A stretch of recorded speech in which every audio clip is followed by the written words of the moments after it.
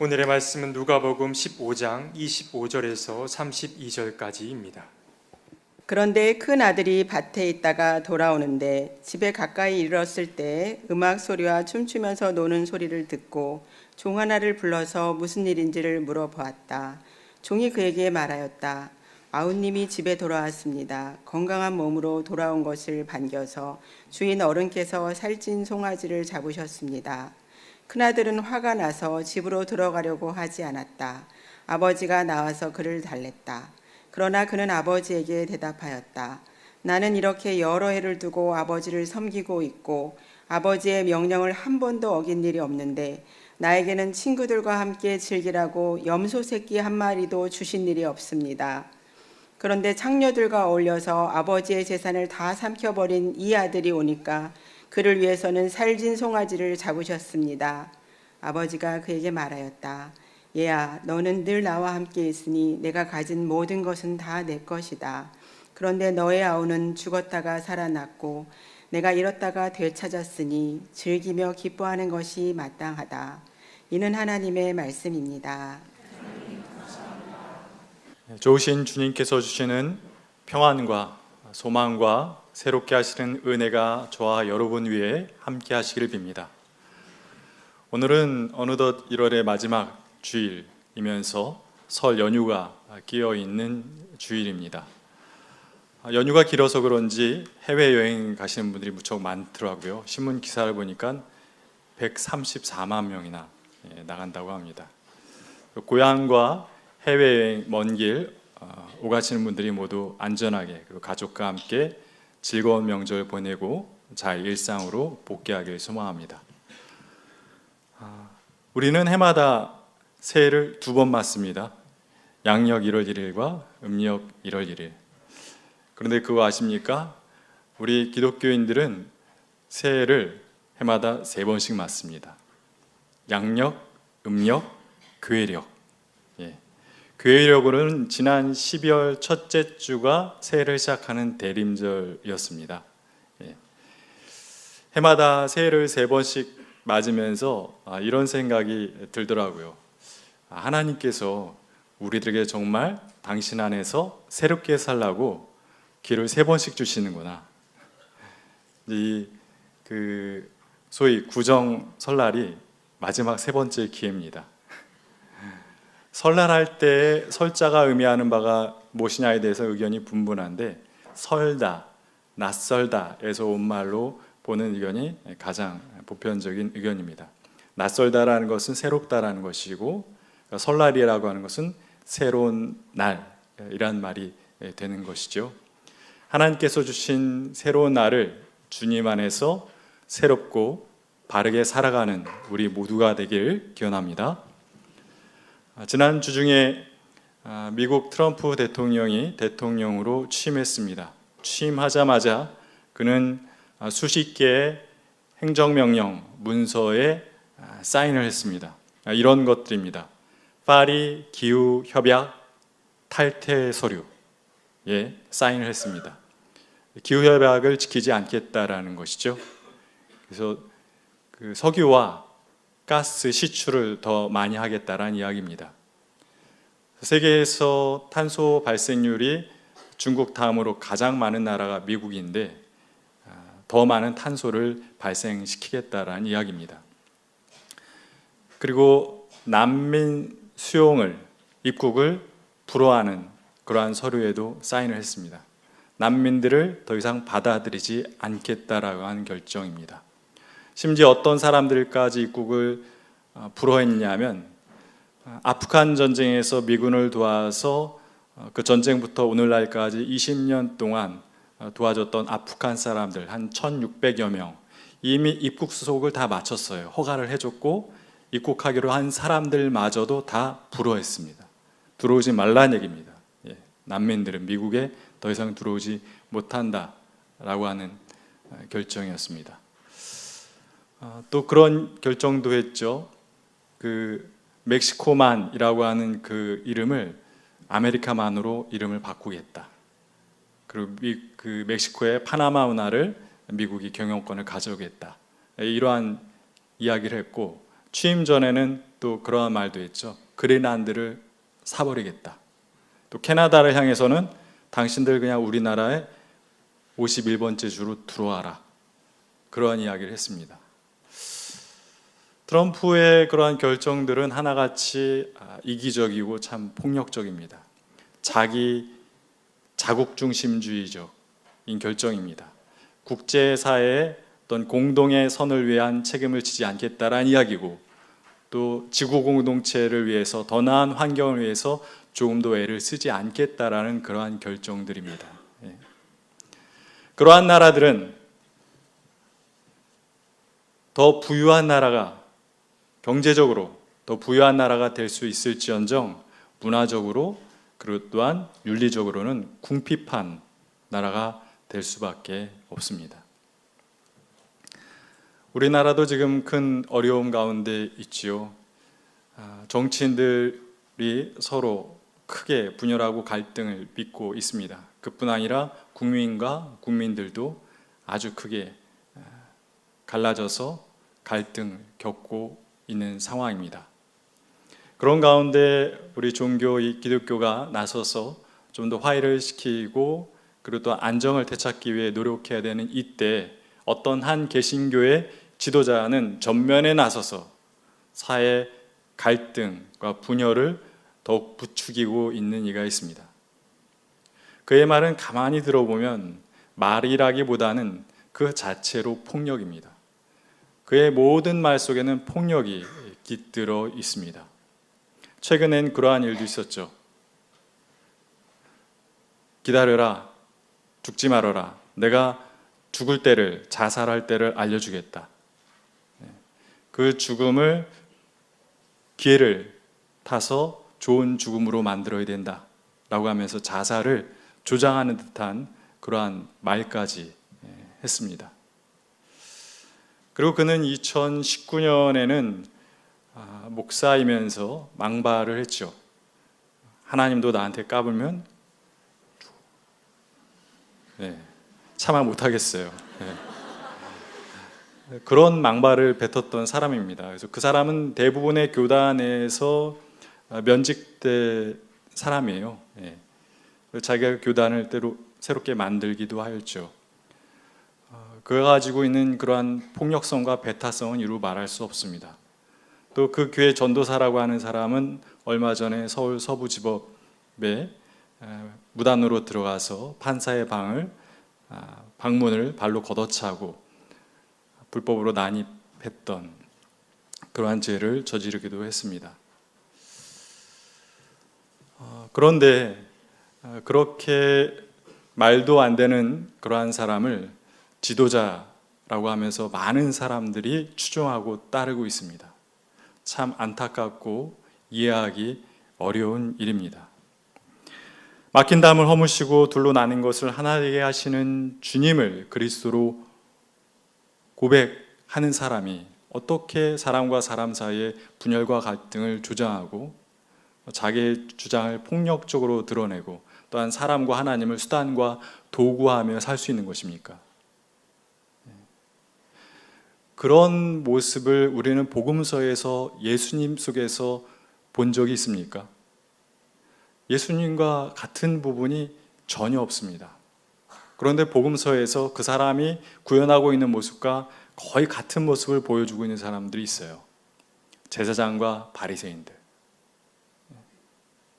자기 의에 차서 자기에 반대하는 사람들 향해서 하나님의 이름으로 저주하고, 또 성전과 율법의 이름으로, 또 나라와 민족의 이름으로 저주하고 죽였던 사람들, 그 사람과 너무 비슷한 모습을 보이고 있습니다. 오늘은 여러분들이 잘 알고 있는 어떤 한 가족 이야기, 누가복음 15장에 나와 있는 탕자와 아버지와 또 그 형 이야기를 함께 나눠볼까 합니다. 한 아버지가 있었습니다. 그에게는 두 아들이 있었죠. 어느 날 작은 아들이 아버지에게 와서 청합니다. 아버지, 유산을 좀 미리 주십시오. 아버지가 그 두 아들에게 유산을 나눠줬습니다. 얼마 지나지 않아서 작은 아들은 자기의 몫을 가지고 먼 지방으로 나가서 살았습니다. 그런데 그 아들은 방탕한 생활을 했습니다. 그래서 그 많은 재산을 금방 탕진하고 말았지요. 설상가상으로 그 지역엔 흉년까지 들었습니다. 그래서 먹고 살기가 어려워진 이 작은 아들은 돼지치는 일을 했습니다. 저 너무 배가 고파서 돼지가 먹는 쥐염 열매를 먹으려고 했지만 그것조차도 마음대로 먹을 수가 없었어요. 사람은 그런 것 같습니다. 참 많은 실패를 해봐야, 참 낮아져봐야 제정신을 차리는 거죠. 그때가 돼서야 이 작은 아들은 제정신이 들어서 이런 생각을 하게 됩니다. 야, 내 아버지의 집에는 품꾼들도 먹을 게 많은데 난 여기서 이렇게 굶주리고 있구나. 안 되겠다. 아버지의 집으로 돌아가야지. 가서 아버지께 나를 아들로 받아달라고 할 게 아니라 종으로 받아달라고 말씀드려야겠다. 네. 작은 아들은 아버지의 마음보다 자기의 권리와 자유와 욕망을 더 중요하게 여기고 살았습니다. 그랬기 때문에 아버지가 건강하게 살아계신데 아버지에게 가서 유산을 달라고 한 거 아니에요. 보통 아버지들 같았으면 아들이 그럴 때 어떻게 반응했겠습니까? 이놈의 자식이, 야단을 쳤겠죠. 그런데 그 아버지는 우리 하나님 아버지 같아서 그 아들의 방황을 허용하셨습니다. 자기에게 허락된 그 자유로운 방황의 시간을 통해서 작은 아들이 깨닫게 된 깨달음은 무엇이었습니까? 자기의 비참함, 자기의 작음이었습니다. 아, 내가 이렇게 비참하고 작은 존재구나. 그리고 그 깨달음과 더불어 또 어떤 깨달음을 얻었습니까? 아, 아버지의 품은 얼마나 큰 품이었던가. 그리고 나를 향한 아버지의 은혜는 얼마나 큰 은혜였던가. 그 깨달음이 있었기 때문에 그 작은 아들은 다시 아버지의 집으로 돌아가기로 한 것입니다. 이 작은 아들은 아버지를 잊은 적이 있었지만 아버지는 그 아들을 잊은 적이 없으셨습니다. 달마다 그 아들을 기다리며 사셨던 것이죠. 그 아들이 사라져갔던 그 길 끝을 매일 바라보며 사셨던 것입니다. 어느 날 그 아들이 돌아오는 게 보이는 겁니다. 아버지는 그 아들에게 달려나갑니다. 그 아들을 덥석 안아주셨죠. 아들이 아버지께 얘기합니다. 아버지, 잘못했습니다. 저를 제 아들이 아니라 그냥 종이 하나로 받아주십시오. 그러자 아버지가 뭐라고 얘기하십니까? 이제 종을 불러서 얘기하세요. 종을 불러서 가장 좋은 옷을 가지고 와서 입혀라. 이 아들에게 반지를 껴주어라. 그리고 이 헐벗은 발에 신을 신겨주어라. 아들의 모든 것을 복권시켜 주시는 거예요. 종이 아니라 아들로, 자격이 없어요. 아들 자격이 없지만 아들로 다시 다 받아주십니다. 거기서 끝나지 않고 살찐 송아지를 잡으라고 하고 잔치를 벌이게 됩니다. 그러면서 아버지는 얘기하죠. 야, 내 죽었던 아들이 돌아왔다. 내가 잃었던 아들을 되찾았다. 하면서 잔치를 벌입니다. 사실 작은 아들이 떠났던 것은 아버지의 집이 아니었습니다. 사실 작은 아들이 떠났던 것은 아버지의 마음이죠. 아버지의 마음에서 떠났던 것입니다. 아버지가 이 아들의 자격이 없는 작은 아들을 아들로 다시 맞아주신 것은 그냥 그의 몸이 돌아왔기 때문이 아니라 그 아들이 아버지의 마음을 깨달았기 때문에, 아버지의 마음을 깨달으면서 아들들의 마음을 아들 됨의 마음을 회복했기 때문에 그 아들을 아들로 받아준 겁니다. 그러나 용서라고 하는 것은 모든 이에게 그냥 주어지는 것은 아니죠. 자기가 잘못한 것을 정말로 반성하고 뼈저리게 깨달으면서 그에 대한 책임을 지려고 할 때 하나님의 용서와 자비는 은총처럼 은혜로 내려오는 것입니다. 여기까지가 소위 돌아온 탕자 이야기의 첫 번째, 두 번째 대목입니다. 많은 사람들이 탕자 이야기하면 여기서 끝나는 것처럼 생각합니다만 사실 이 탕자 비유의 가장 핵심적인 내용은 이 세 번째 이야기입니다. 이 세 번째 부분에 나오는 이야기가 뭡니까? 큰아들 이야기예요. 큰아들이 밭에서 일을 하고 이제 일을 마치고 집으로 돌아오는 길이었습니다. 근데 보니까 집에서 소리가 들려요. 막 노랫소리가 들려오고 춤추면서 흥겨워하는 사람들 소리가 들리는 거예요. 이게 어찌된 일인가 해서 종을 불러다가 묻습니다. 그러자 종이 대답합니다. 아우님이 오셨습니다. 그래서 주인님께서 기뻐하시면서 소를 잡아 잔치를 여셨어요. 그러자 이 형이 동생이 돌아왔어? 아이고 이 녀석. 집에 들어가서 동생을 덥석 안아주었을까요? 그랬어야 되는데 그러지 않았어요. 화를 냈습니다. 뭐야? 그리고는 아예 집에 들어가지도 않았어요. 소식이 아버지에게 전해듣고 아버지는 밖에 나가서 큰아들을 달랩니다. 그런데 큰아들은 달래는 아버지의 그 위로를 받아들이지 않았습니다. 거부했습니다. 그러면서 이렇게 얘기합니다. 아버지, 저는 아버지를 위해서 수년 동안 이렇게 수고를 했습니다. 제가 한 번이라도 아버지의 말씀을 수행 안 한 적이 있습니까? 내 아버지는 저를 위해서 제가 친구들과 함께 즐기라고 염소 새끼 한 마리 주지 않으셨습니다. 그런데 저놈 아버지의 재산을 받아서 창녀와 함께 다 삼켜버린 저 아들을 위해서 소를 잡으셨습니다. 분노가 어마어마하죠. 이 장면에서 우린 구약의 한 장면이 떠올라요. 가인과 아벨. 꼭 가인 같지 않습니까? 우리는 이 대목에서 사실 집중해서 봐야 될 부분이 있습니다. 뭐냐면 아들, 큰아들이 있는 위치예요. 큰아들은 지금 어디 있습니까? 아버지의 집 바깥에 있어요. 집 안에 들어가 있지 않은 겁니다.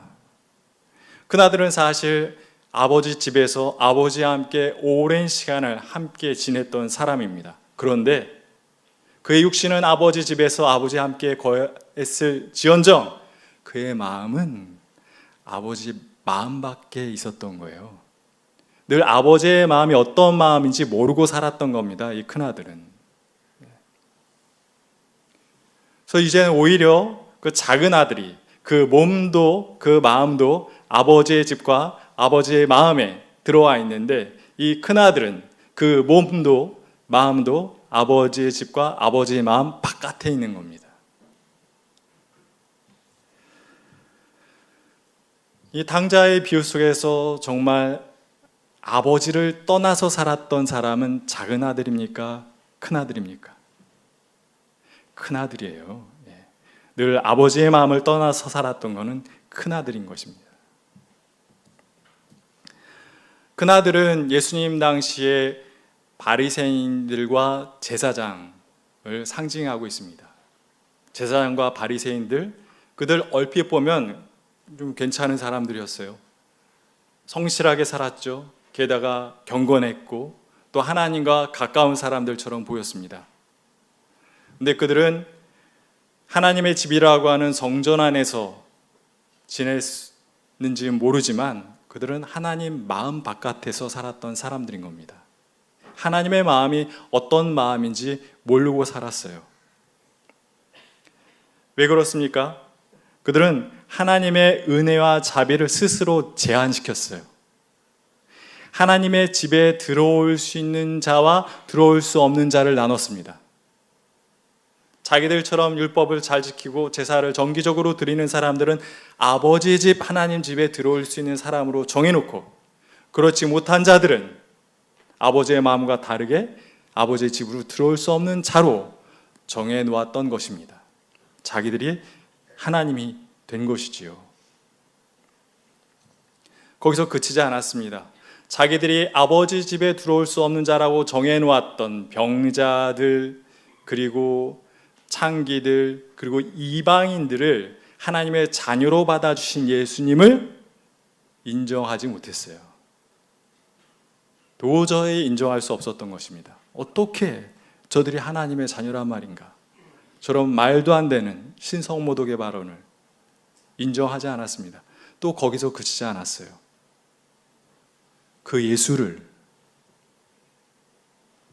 하나님과 성전과 율법과 나라와 민족의 이름으로 죽였습니다. 하나님이 주신 생명의 계명 10계명이죠. 10계명의 제1계명이 무엇입니까? 나 외에 다른 신을 섬기지 말아라. 그런데 보면 그 제사장들과 바리새인들은 그 10계명 중에 1계명을 참 잘 지켰고요. 제가 봤을 때는 오늘날 우리들도 다른 계명은 몰라도 그 1계명은 정말 참 잘 지키고 삽니다. 하나님을 믿던 믿지 않던, 예수님을 믿던 믿지 않던, 나 외에 다른 신이 없어요. 나 외에 다른 신은 없어요.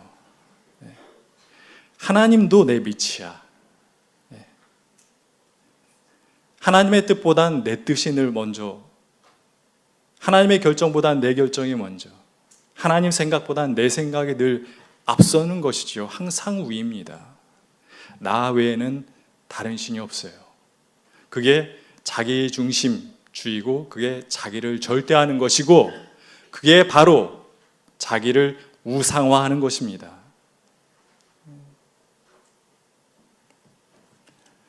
우리들이 너무 자주 범하는 잘못이라 일상화돼서 우리가 그 심각성을 모르지만, 그게 하나님의 가장 중요한 계명을 깨는 겁니다. 자기 우상화를 통해서 우리가 세상에 내놓게 된 것은 언제나 딱 한 가지입니다. 폭력. 자기 우상화를 통해서 우리가 내 자신을 어떤 신적 존재로, 하나님같이 뛰어난 존재로 내놓을 수가 없어요. 자기 우상화를 통해서 우리가 세상에 내놓는 것은 거듭 말씀드립니다만 폭력 한 가지뿐입니다. 지난 화요일인 1월 22일에는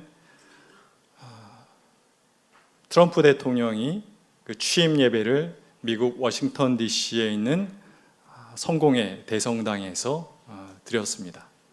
그것은 어떤 특별한 이벤트가 아니었고, 미국 대통령들은 대통령으로 취임할 때 그곳에 가서 예배를 드리는 게 전통이라고 합니다.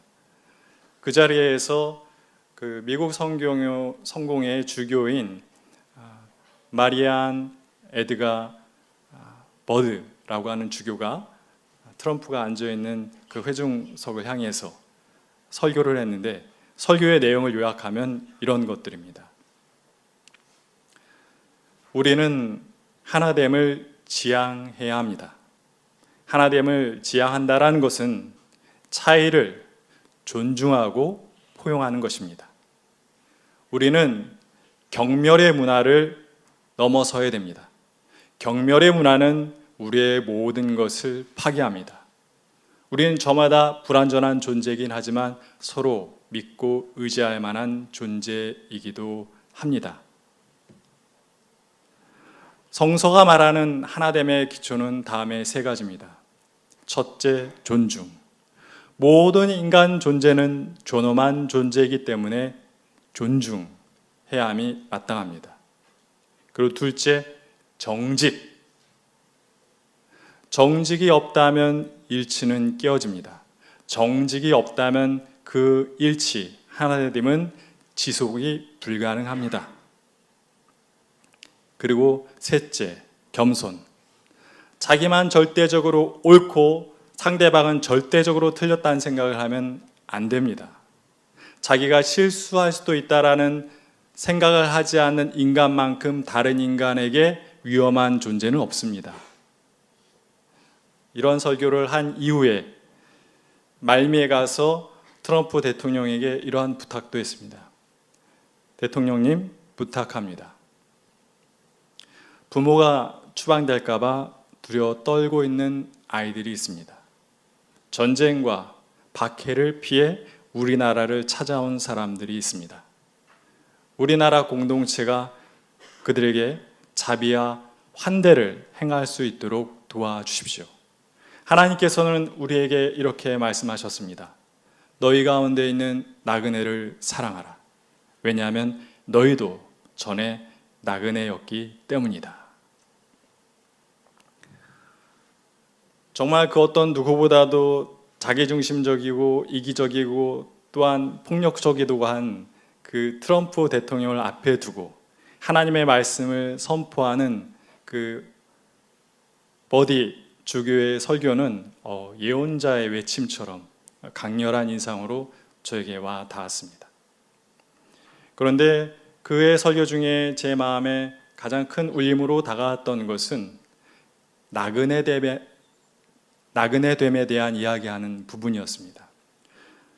물론 그 버드 주교는 그 미국 사람들이란 사람들이 사실은 다 그 땅의 본토배기들이 아니라 다 이주해 온 사람들이기 때문에 새로운 이주민들에 대해서 우리가 그들을 환대하고 그들에게 자비를 베푸는 게 당연하다는 의미에서 나그네됨을 이야기한 것입니다만, 저는 그 말이 오늘날 우리들에게 이기적이고 자기중심주의를 넘어서 자기를 우상화하는 우리 모두를 향해서 주신 하나님의 말씀처럼 받아들여졌습니다. 우리는 다 나그네 아닙니까? 하나님으로부터 왔다가 하나님이 오라 하시면 다 내려놓고 가야 됩니다. 천년, 만년 영원히 살 것처럼 그렇게 생각하지만 오래 살아야 저희는 100년입니다. 내 재산, 내 집, 내 땅, 내 직업, 내 업적, 내 힘, 내 몸, 이 모든 게 정말 우리 겁니까? 이게 우리 거라면 우리가 영원히 소유할 수 있어야죠. 아니잖아요. 이거 다 하나님 겁니다. 하나님으로부터 잠시 받아서 사용하는 것뿐입니다. 그 모든 것이 하나님의 것이기 때문에 우리가 원하는 대로 그런 것들을 쓸 것이 아니라 하나님이 원하시는 대로 그러한 것들을 써야 합니다.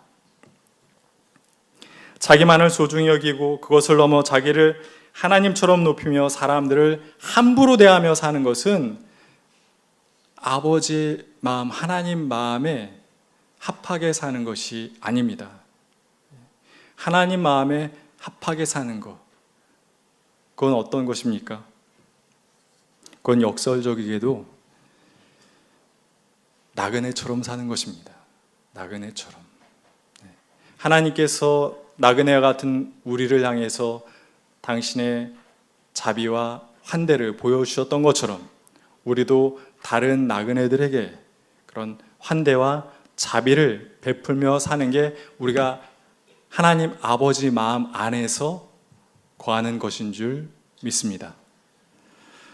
우리가 모두 그런 나그네 마음을 가지고 살아갈 때 우리는 자기 우상화에서 벗어날 수 있게 되고 우리들 사이의 폭력은 줄어들게 될 것이며 너와 나 사이엔 생명과 평화가 이루어지게 될 것입니다. 그 귀한 일을 함께 감당하는 우리 청파 교우들과 이 시대 믿음의 사람들이 되길 간절히 기원합니다. 주신 말씀을 기억하며 잠시 거듭의 기도를 드리겠습니다. 하나님, 우리는 때로는 작은 아들처럼 자기만 아는 이기주의자로 살아왔습니다. 그리고 때로는 자기를 절대화하고 동생과 아버지를 인정하지 않던 큰아들처럼 살아왔습니다. 그 결과 우리는 함께 살아가는 이들과 하나님 아버지의 마음을 아프게 했습니다. 살아온 날들을 다 돌아보니 우리는 아버지의 집에서 멀리 떨어져 나와 자기만의 세계 속에서 살아왔습니다. 이제 아버지의 집으로, 아버지의 마음으로 돌아가려 합니다. 아버지의 너른 품으로 우리를 다시 안아 주십시오. 아버지의 품에 안겨 아버지의 마음을 헤아리는 자가 되길 소망합니다. 아버지께서 우리를 자비롭게 대해 주신 것처럼 우리 또한 함께 살아가는 이들에게 자비롭게 대하며 살아갈 수 있도록 도와주시옵소서. 이 모든 것을 우리 주 예수 그리스도의 이름으로 기도합니다. 아멘.